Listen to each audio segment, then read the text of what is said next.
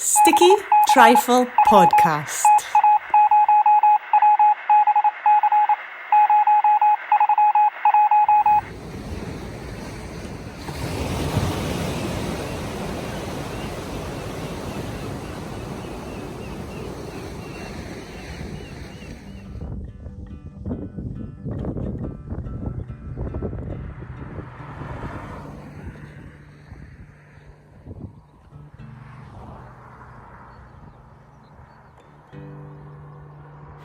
Welcome to the Sticky Trifle Podcast. And summer is in full swing as we are just about heading into July, just round the corner this coming week. And my guest today, we're going to be visiting somebody really interesting. They've got a lot of wisdom, as I'll say, to offer with their thought process. And the other thing that strikes me about him is how calm their lifestyle is.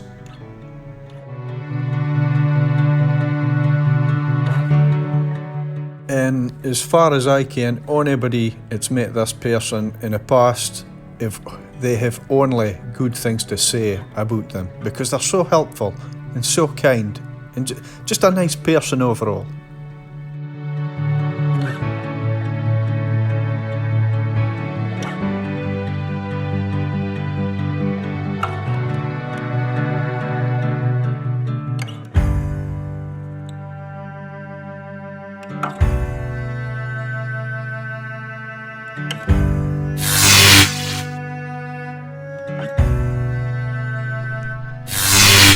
StickyTriflePodcast.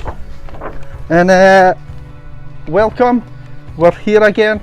We've arrived, we're in a back garden and it's Strichen. And we us this week in number 41. Are you sure? Yeah, number 41. I thought you said 46. 46, well we're near there yet, Eric. So number 41, it's Eric Ramaz. Yes. Great to see you. I'm loving the hat. Do you want it? Would it fit me? Would it fit me? Well, What check and fits see. me fits you. Look, Let's it's check and here. see. Fits me. Actually, We looks should good. maybe do. What do you think? Looks Maybe good. this is a future. This is maybe a future, Eric. I'm going YMCA. We're going YMCA, isn't it? I think it looks good on you. So, anyway, we're here. Where are we?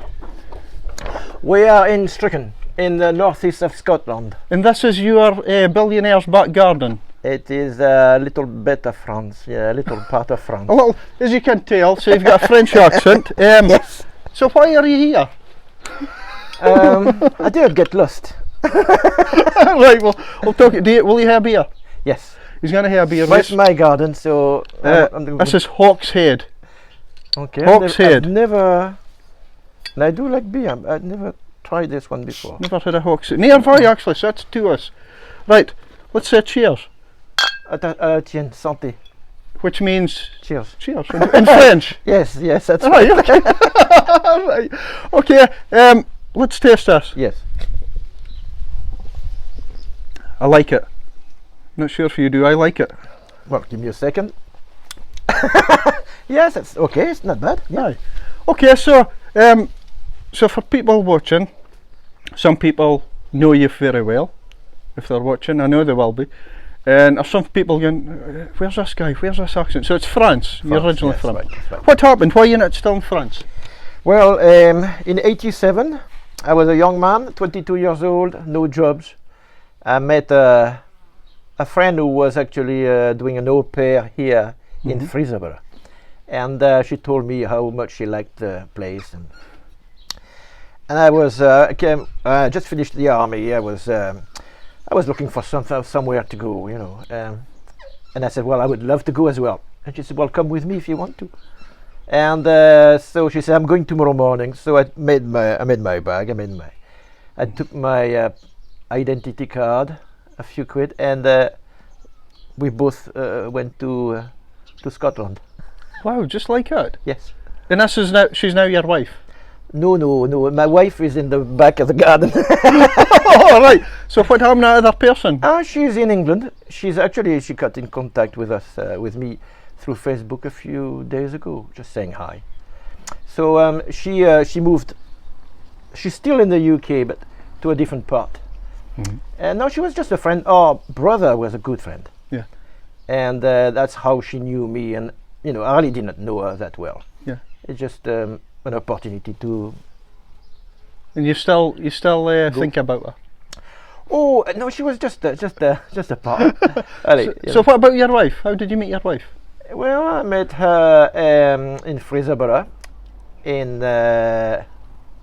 Now let's just. It wasn't in France. You wasn't in France when you met her. No, the ship. The galleon. Yes. Yeah. Well, we were both there. You were drunk. Drunk. Aye. Well, I was definitely drunk, but. And you said, "Please come with me. Come with me." She kind of, I think, spotted me first. Yeah. Okay. And then we went to the. She said, "Well, I'm going to the DJs." So I said, "Well, I'm going as well." Yeah. And then that was it. Love Love at first sight. Wow. And what happened? We as a family began after it, was it? Mm-hmm. So how much a family got, Eric? Well, we've got You've got three of these. 3 forays. Is it Lasso Apsos? Lasso Apsos, yes. Lasso Apsos. They're very cute. You've got a puppy Bella. Yes. And you've got a mum and dad here also. Yes, that's right. And they're all really happy. Well, I think Marley is a little bit pissed off right now, but he had his summer haircut. It just puts him in a bad mood for a few weeks. Right. Okay. Now, so and what about the actual family? So No, the actual family obviously is behind the camera watching us right now.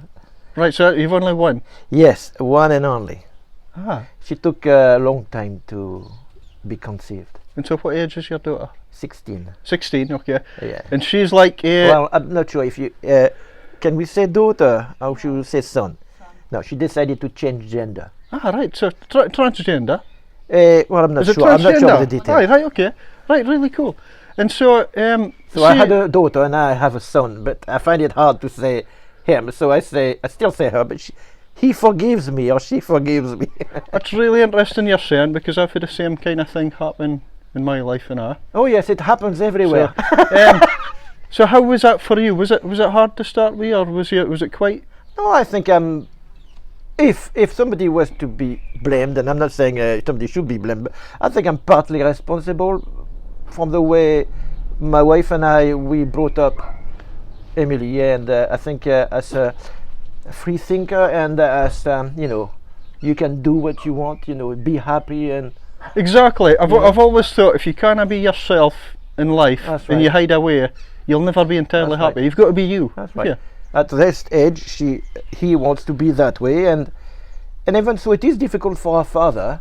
It's okay in theory. It's but in practice, it is a difficult thing to go through, because I was so happy to have a daughter. Yeah. But now I have But for me, I think it was a part of. It was almost like losing my son, and then a different persona started with the daughter thing. So yeah. So is that the same with you? It's happening right now. So I mean, really, I'm proud of him. Proud of her. Mm-hmm. Even so, I cannot say him. I find it very difficult. I'm still. I mean, our happiness is what matters, right? And I think it's such a brave age to go and do it and say, right, this is me. That's right. It's so brave, because some people hide it away. Oh, I know. You shouldn't have to hide it away in life. Yeah? In 2002, I was going to say 19 something.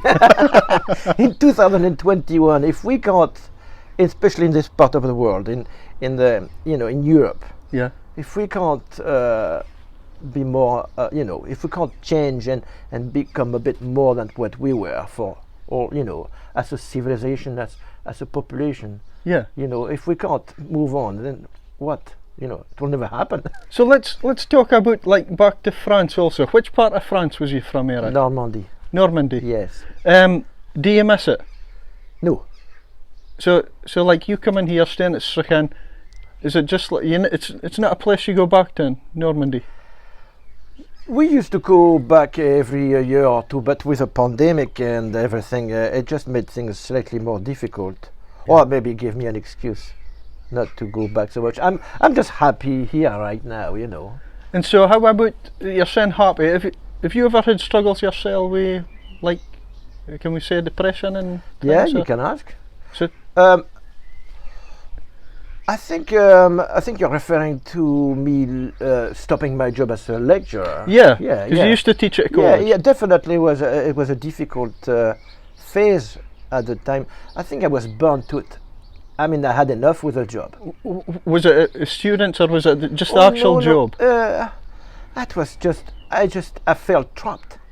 Felt I couldn't. I mean, you still do it because you're making a good money, and it's so rewarding. Yeah. The new students, and every year the new challenges, and I was doing sports and uniform services. It was all. Yeah. It was all really a very exciting job for so many years. But then you do it because you have to do it to provide for your family. And Yeah. So it stopped becoming fun at the end. well, it just, I think in the back of my mind it was looking for an excuse, looking for a way out.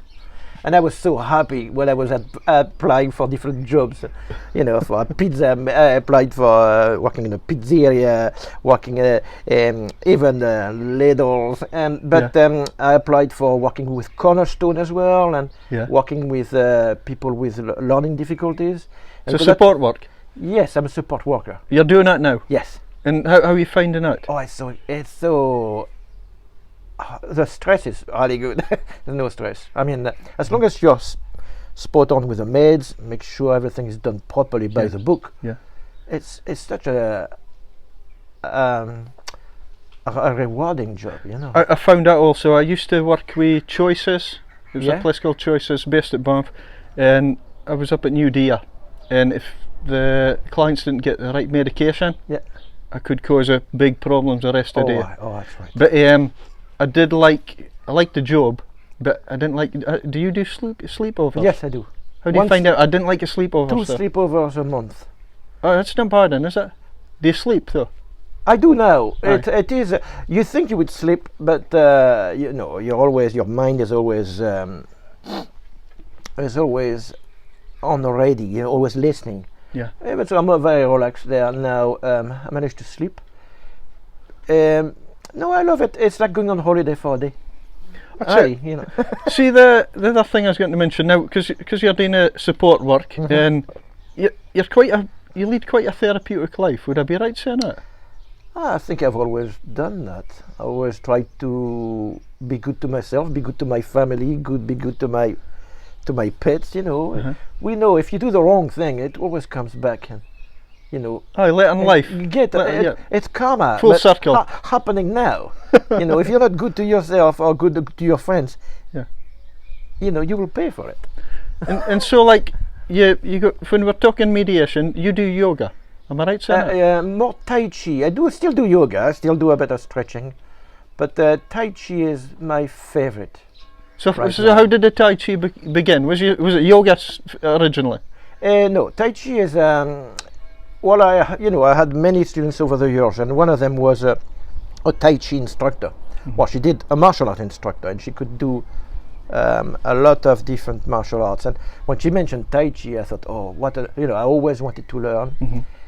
And so through the year, she taught me all the moves. Me enough. It took me a year and a half to learn the 108 different moves, that you need to do. And can you do it? You could do the whole moves right now if you wanted, or no? Aye. You don't forget them. As long as I have enough space and I stay focused, but not with a beer. I've never done it with alcohol. Saying that, I don't think it would affect it so much. But it's a form of, it's not only meditation, it's to keep yourself fit. You don't have to do weights to be fit. This keeps you it keeps you balanced as well. Yeah, balanced. Balance in your mind and in your body as well. So is mind's got to be interacting with the body here when you're doing this, is it? Well, if you let your mind wander, you lose your path. It's like losing your way, if you want. And how does food come into that? Because when you're doing Tai Chi and that kind of things, or does that also mean your diet's part of the? No. So do you eat anything?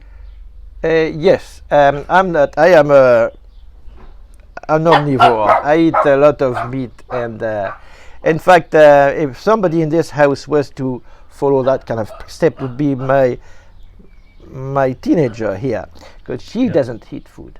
She doesn't eat. Sorry, she does eat food. Everybody must eat food somewhere. But no meat in her diet at all. You know, no. Yeah. She's been that way for many years, and I respect that. You know. Yeah. So what about chips? Do you like chips? Yes, but but that's not something we eat a lot. You know, I do have a balanced diet with a lot of greens and a lot of. I have this what you call a more like a rainbow diet. Have you heard of it? Did you say rainbow? Rainbow. Never had a rainbow diet. So what is it? Well, you see your plate. When you get your plate, and you get different colours of veg. You mean? That's right. You need to have different colours in your plate, and that's the only thing you need to think of. It's not complicated, and that keeps you. It makes you to make sure you have all the right good things in your plate. You know. So are you quite a good cook? Well, I love my cooking. Okay. My daughter does not like my cooking. Well, no, really, no, she doesn't. But my wife loves my cooking, so. So you're quite you like checking for a new challenge when you're cooking, or do you keep the same menu kind of thing? No. I got Indian, Chinese, Thai, French, English, Italian, British. So pretty much anything. Yes. Now your French roots, does that come into your cooking now? Because yeah, I think so. My dad being loving cooking as well at home. So was your dad was quite a good cook? Yes, he is a very good cook. Yes. He's still around? Yeah. How do you see him, by the way? Because he's still over there? With FaceTime type of things, you know. Yeah, okay. But no, he's 80 years old and he's still fitter than me, you know, it's just amazing. Wow. He is a yoga. So he does a yoga? Oh man, he does it 3 times a week for 10 minutes, and he can stay on his head for a couple of minutes, you know, doing a headstand. And so what is it with the yoga? It's like the body, it's basically keeping the body flexible. Yes. Would that be right? Definitely. And is it, are we getting like calmness coming in enough when you're doing yoga? Yes, yeah. Well, he does a lot of running, so with the running comes a lot of stress to the body, yes, you know, a lot of good things, but so he believes that it kind of balances nicely the stress on the joints and the muscles, and with the yoga kind of put things back in line, if you want. Well, I must thank you. Years ago was working together, and I came to you. I was having really bad problems at the bottom of my back, and I remember you was like, you took it very easy, but you started doing exercises. You didn't have to. No. He says, look, I'll show you. So I started doing these exercises, and then my back felt a lot better after that. And that was you being a nice guy, and I was so thankful, because at the time I had real pain at the time. You know, helping friends, you know, what better thing there is. Well, it meant a lot anyway. But now, I mean, no, it's. But Tai Chi does protects your back as well, because you've got a position when doing all these movements which put a little bit of stress on your lower back as well. Yeah. And I really believe that makes your back stronger. But it's reteaching you how to move properly. Yeah. You know how a lot of people use their back to lift and to move. Well, this really reteaches you to do it the right way. Like when you were 2 or 3 years old, you would have moved properly, and then you would have lost it. Uh-huh. And so can we speak about like your garden now? Yes. You've got a really nice garden. I really like your garden. That's wild. But that's what's great about it. It's such a calm environment. You've got a pond with fish. So you take a lot of pride in the garden, I presume. Not the traditional British way, I would not think. But to get it like us, you put a bit of effort in. You know what I mean? I think you put a few things here and there, and let it grow, and I find it hard to cut things. I don't know if it's anything to do with Buddhism or anything, but even a plant, it's got to be really a bad plant before I cut it off. Now, you mentioned Buddhism here. Yes. So are you a Buddhist? Yeah, I think so, yeah. And so what does that involve, Eric? It involves, what does it involve? Is it a religion, are we saying? Well, it's a way of being good to yourself, be good to others, you know, try not to do the wrong thing, and So when you're doing this, are you reading a book every once a No, week? no, you or don't need. no. I read a few books, but it's definitely not killing animals. If if it is already dead, I will have it for my supper. Yeah. But I would definitely not want to kill anything at all. That's really one of the main thing here. Well, I'm the same with animals. I love animals and stuff. So the Buddhism does that still play a big part in your life? Oh well, yes, Yeah. it will always be there. We're not religious, but we don't. I consider myself a Buddhist. Yeah. Yeah. And what age did you get into doing this Buddhism? You don't have to apply to anything. You don't have. You just one day wake up and realize, I shall not kill. So that's the main rule. Well, for me, that's what it means. I mean, it means a lot of things, a lot of different things for a lot of different people. Mm-hmm. Some people will be very religious about it, and some people will just be cool and trying to do the right thing, and And so does it rub off with your family life also? I think it does. Yeah, aye. I think it does. My wife is not Buddhist. Yeah. She always say it, but my teenager now, I think she's closer to Buddhism than I am, because of the way she behaves and the way how she eats. How she decided not to eat anymore. It's just. I think it's got to be. It's just. And so it's quite a serious. No, it's not serious for you. It's not serious. No. It's just a way. I just mentioned it, but it's just that defines us a little bit. As this garden defines it a little bit. Mm-hmm. But I've got plenty of respect for for all the different religions and different beliefs. Yeah. My best friend, man I used to work with for many years, Jim Wallace, was, Jim Wallace. Yeah. Yeah, it defines me in many ways as well. Yeah. He had a different religion, and we got on very well. And he was discussed it. part of the sport and recreation Yes, team. he was a senior lecturer in charge. Yeah. Okay. And so was he like a mentor to you at the time? Yes, he's a man who made all this possible in some ways. Because when I went to the college when I was 28, and I knocked at his door and said, "Oh, is it possible to do this course? Do you take foreigners? And he looked at me, and he must have been wondering what's going on here. But he took me in his class, and I did the course with him. And the following year, I got an opportunity to work, a few hours a week, helping. And this was all over, you knocking at a door, basically. Yes, it led to everything else. That's right. Well, every step of the way, you knock at one door, and it opens up to a different. And I love that approach to your life, like how you're telling us just at one knock, and it's led on to where you are now. You don't know. We don't know. Well, one of the things about Buddhism is like we appreciate how we are. We believe that we can see the future, or we can see a path, but it just we're a linear type of people. Yeah. But you can't see what effect every single action you take will lead you to. Even it could look bad today, it could become very good tomorrow. I love this wisdom you've got in Eric. It's so common because you always seem to find this positive side of things. Doesn't matter who bad things is.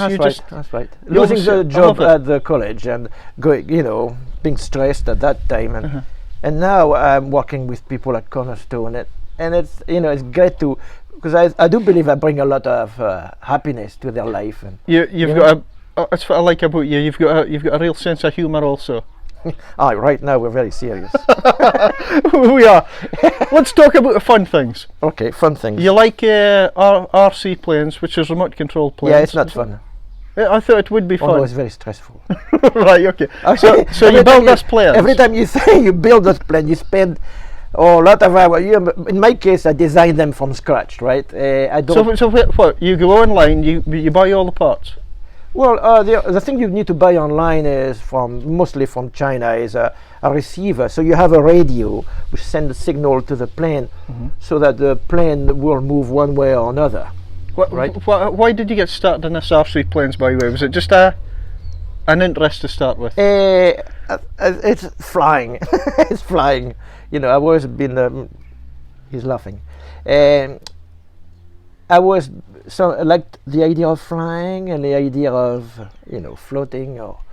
So all my life, I've done things related to it. I was a paratrooper in the army, and then later, I always had little toys which could fly, but making them from scratch, and I realized was a lot more fun that sometimes than actually flying it. It's designing something. But one last thing, I presume you're crashing us planes and that.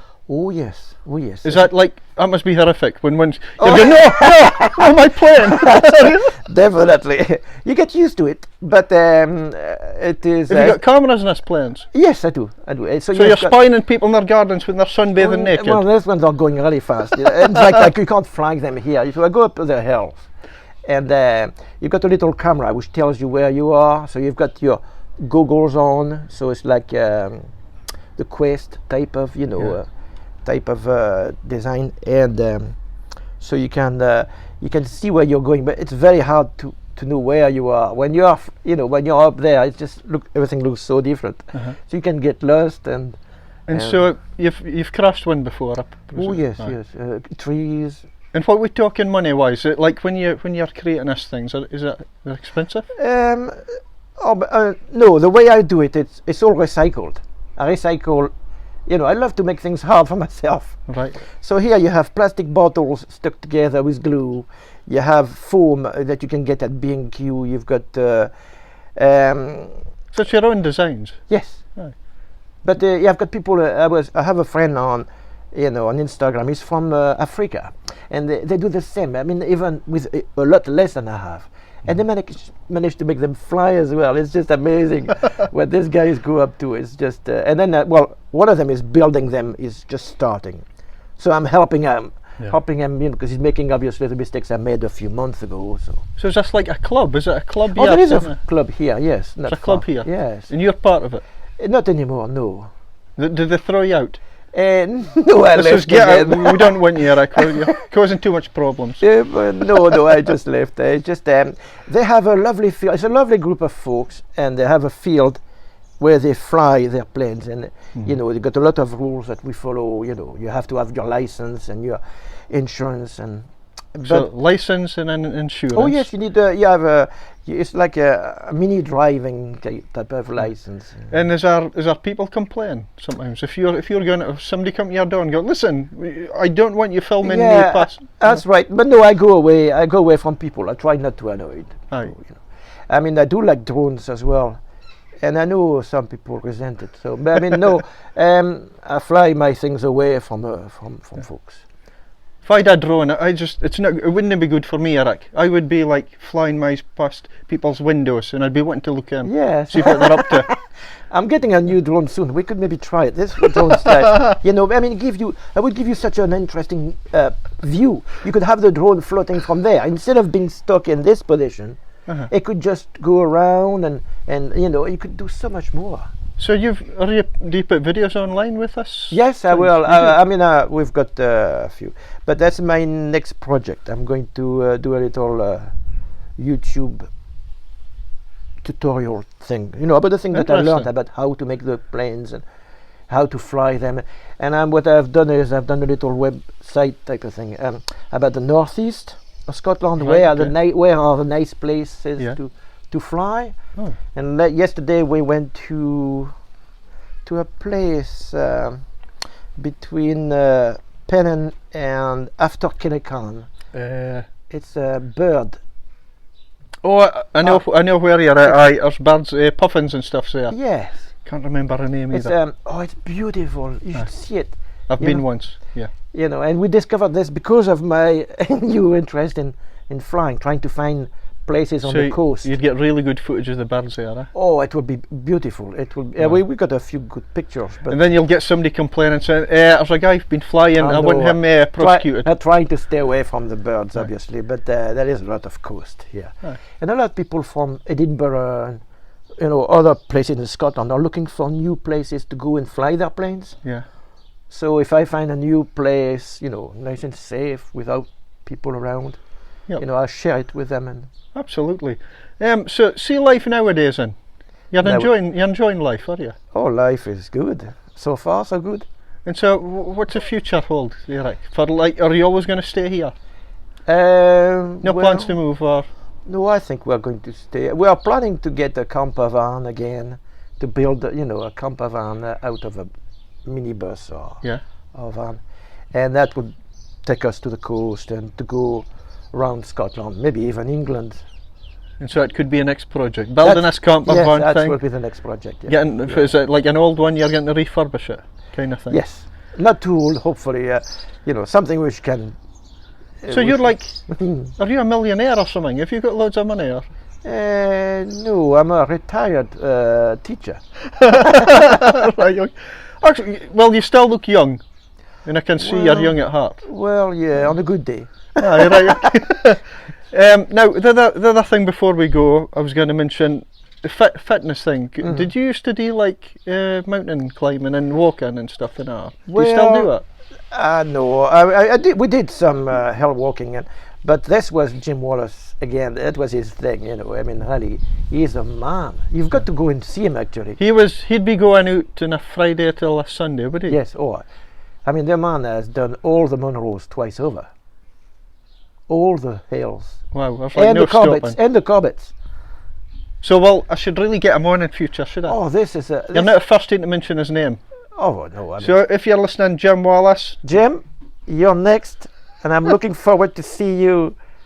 I mentioned your name twice. It's not pure luck, It's good you've got such like a lot of respect for him. Oh, yes, like, yeah. I mean, I've got a lot of respect for a lot of people. Aye, yeah. You included. Yeah. Doing what you're doing right now. Great to hear, Eric. So I'm hoping family life continues to be good for you. Life is good. See, before we go, yes. Give us some words about fit life. Fit life. That's how they speak. What is life about? What is life about for somebody listening? Fit. Can you give them a little bit of a phrase or a bit of words to? Oh, that's a lot of motivation. Pressure, yeah. What is that about? Well, I mentioned a few times, the thing that you do today will have, it will stay with you for a long time. Mm-hmm. And sometimes you need to have the courage to do the hard thing now and not leaving it to linger for a long time, because that's going to be a lot of pain. A little bit of pain before a long time. Yeah. Sometimes you have to do the difficult thing, be courageous, because it takes a lot of courage to sometimes say the right thing. So it's okay to get out and try something different, is it?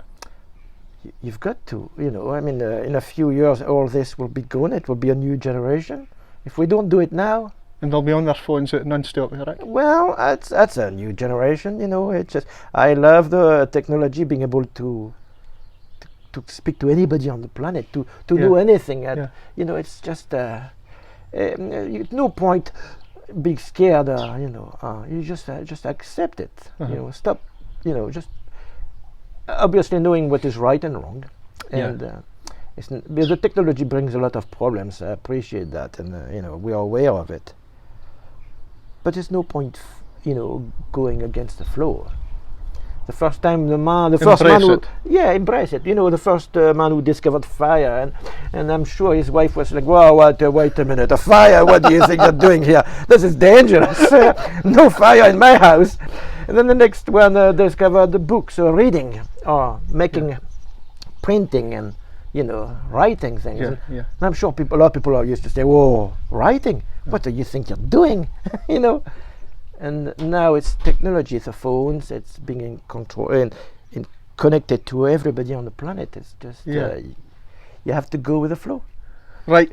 Thank you very much for being on. Number 41. It's been a pleasure being here. I love this garden. I could sit here all day, being honest. Well, you're welcome to have your dinner. I'll maybe stay. I'll ask your wife if I can stay the night. A couple of nights. You can. Well, I'll feed the dogs and walk them. It's a night. It's the dinner. Right. Thank you very much, Eric. And good to see you being on. And thank you very much. Sticky Trifle Podcast.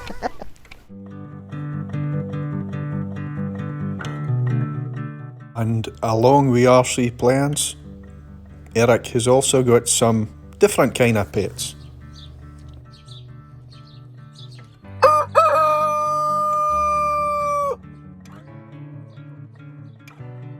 Sticky Trifle Podcast will return next week. And I do love how Eric's lifestyle basically reflects off him, because everything he speaks about in his Buddhism, it seems to have another part in his life and how he acts and interacts with everybody else, and it's so interesting. And I'm forever grateful to Eric in the past for when I was having a wee bit of problem with my back, and he was a guy that it didn't matter what else was going on in his life, he took time out which he didn't have to, and he helped me back in the day.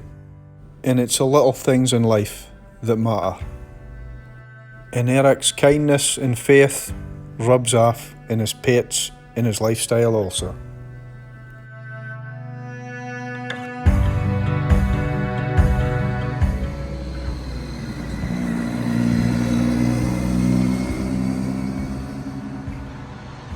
See you next Sunday.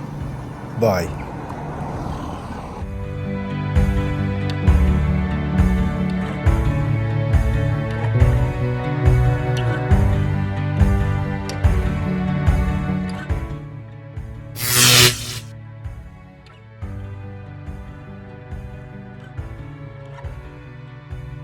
StickyTriflePodcast.